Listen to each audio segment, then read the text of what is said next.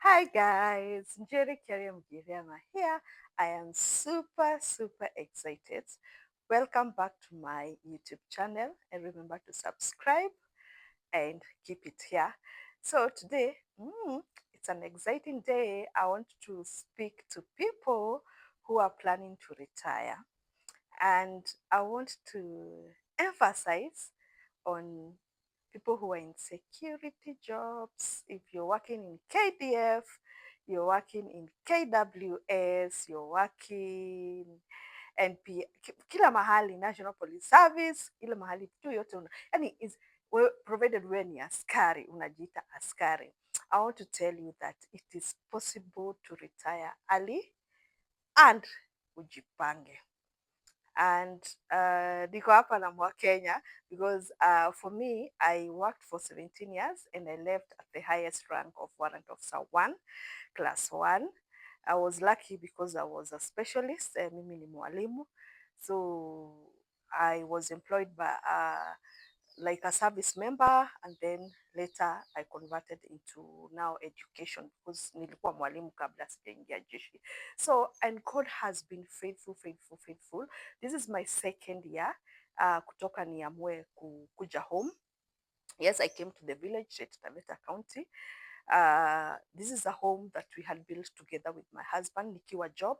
Hatukuwa tumemaliza. What we did is we started kitambo, but we are doing slowly by slowly. So by the time we are coming home, we had decided to come home. Bado hata haikuwa imeisha kabisa, but it was a house complete na kila kitu. The only thing ilikuwa final touches here and there ambayo tulifanya later, and we thank God for that.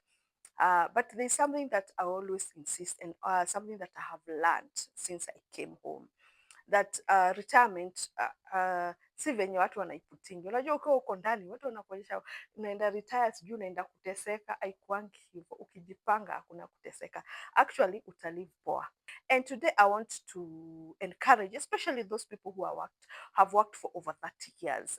Umewaka hapo for over 30 years, unaogopa, hujui utaanzia wapi. I want to tell you something. Unajua siku hizi government, serikali at least imefanya kitu yenye mimi naweza sema ni benefit, because pension, I tax you, there is no tax in pension. Your pensioner haulipi tax.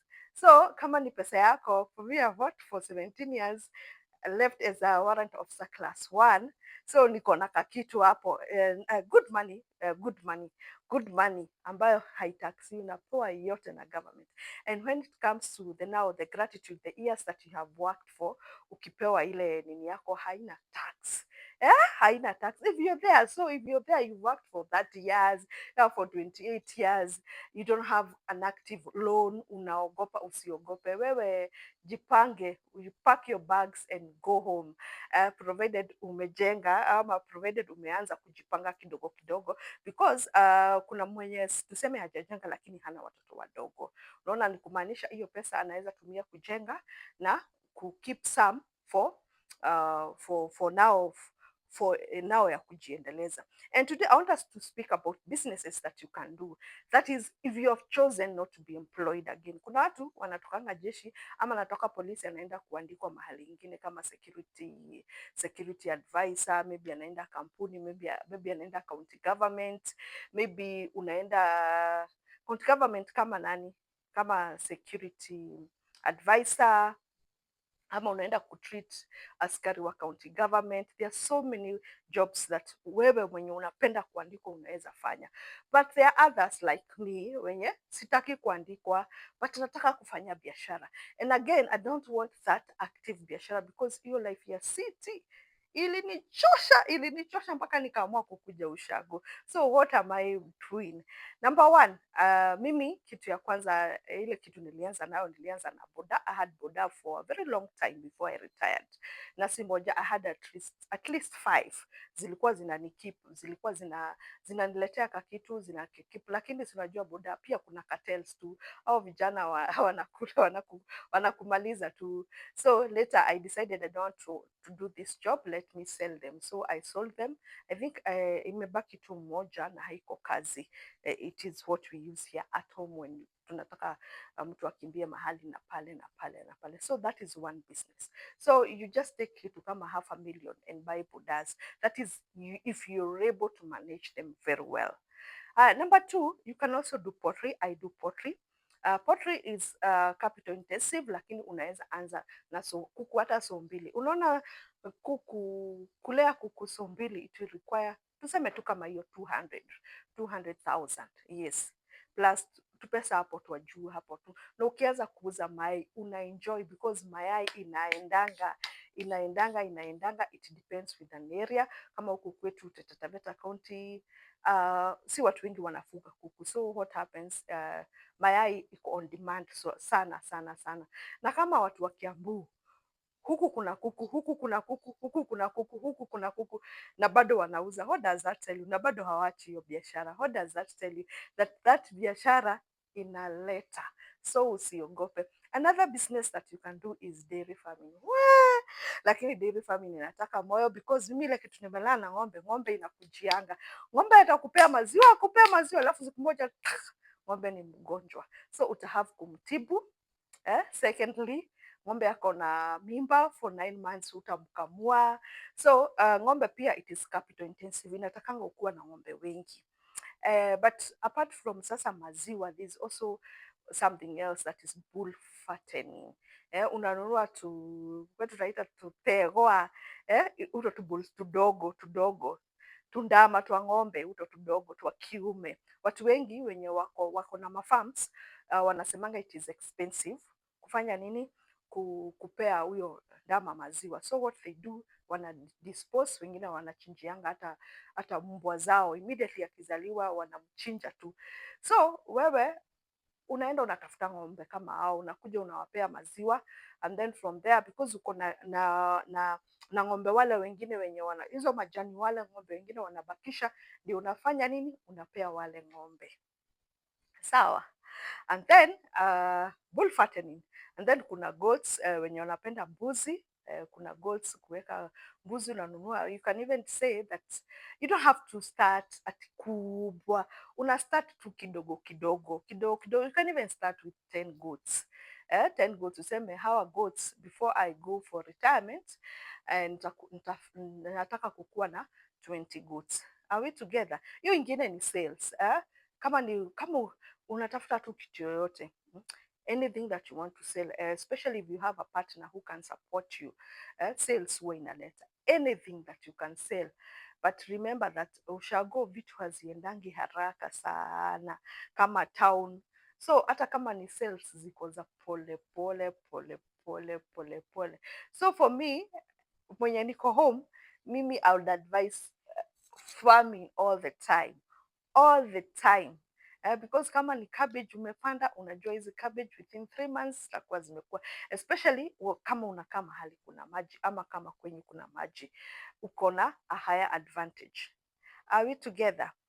Then this is to people that don't want to do farming, ama hauna shamba. For example, watu wako wametoka huko Mamarigat huko kunaitwa kwenu huko mbalimbali, maybe unaona hutaweza kuretire uende home because kwenyu si karibu sana na barabara, ni mbali.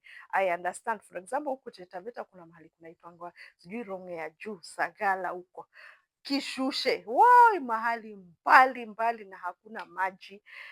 So mimi watu kama hao mimi siwablamingi wakisema wanabaki tao. Ati umeretire umebaki tao. We kama ni hivyo, we tafuta mahali unaweza nunua shamba tao, hata hapo unaweza weka kuku depending on your estates. For example, ukienda huko ma estate huko za kina Malaa, kina wapi, Kangundo Road huko unaweza kuwa na boma na uko na kuku na uko na ng'ombe na bado uko tao. So uko ni rahisi. Ama kama wewe ni mtu wa Taita Taveta na kwenyu ni huko mbali, huko Maronge za Juu, sijui wapi, Sagala wapi, Voi is growing. Kuja ununue shamba Voi, utaweka hapo ng'ombe na kuku. Wewe utafanya kitu inaitwa water harvesting, because huku shida yenye mimi nimeona sana ni maji. Hakuna maji. So to conclude, because sitaki kuongea sana kwa leo, I want this video to be very short. I want to encourage anyone that is in the security sector. Usiogope na usisikiange vibaya ukiwa uko ndani.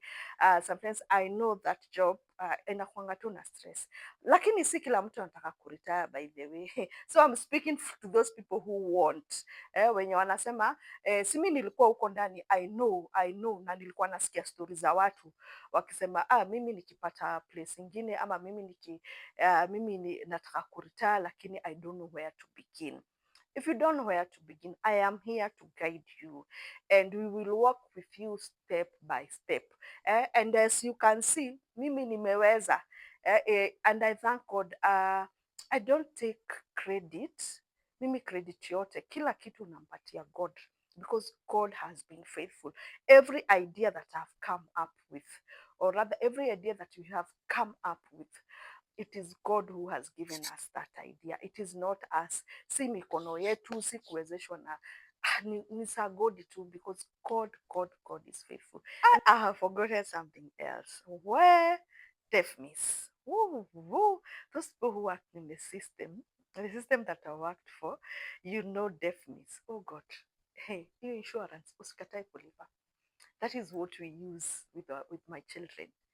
That is what we use. And anytime, unaenda tu hosi unapata unalipa kitu kidogo sana. And one thing about deafness they are very strict. So hospitals don't overcharge. So utapata wanalipa 80%, unalipa 20% peke yake. Na most of the time hiyo 20%, imagine hata ipiti maybe 1,000 ama 2,000, ina depend pia na sasa umefanyiwa test, umefanyiwa kila kitu. Oh God. Usisahau kulipa hiyo, it will serve you well ukiwa uko nje. And thank you very much. God bless you. Continue subscribing to my YouTube channel so that I can also earn. Ni pesa bado natafuta, so that I can also earn. Nashukuru sana, and God bless you. Keep it rocked. Here. Hapa ndipo masomo yote iko. See you next in my YouTube channel. Njeri Mgiriama. Asanteni sana.